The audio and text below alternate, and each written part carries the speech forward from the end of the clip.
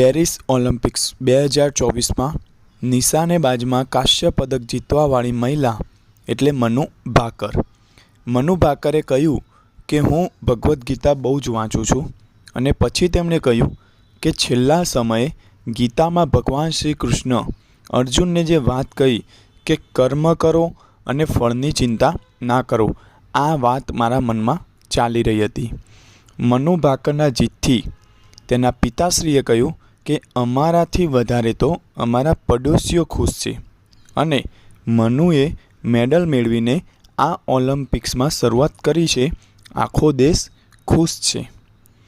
મનુ ભાકરના જીતવાથી તેમના માતૃશ્રીએ એવું બોલ્યા કે હું તેને ડૉક્ટર બનાવવા માગતી હતી અને વિચાર્યું હતું કે ડૉક્ટર બને તો તેને બહાર જવાની જરૂર નહીં પડે અને પછી કહ્યું કે હું હંમેશા તેને ખુશ જોવા માગું છું, બસ તેનું દિલ ન તૂટે.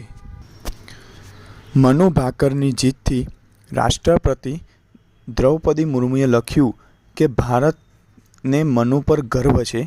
તેમની આ ઉપલબ્ધિ ઘણા ખેલાડીઓ અને ખાસ કરીને મહિલાઓને પ્રેરિત કરશે અને હું ઉમ્મીદ કરું છું કે તે ભવિષ્યમાં વધુ અધિક ઉપલબ્ધિ હાંસિલ કરે.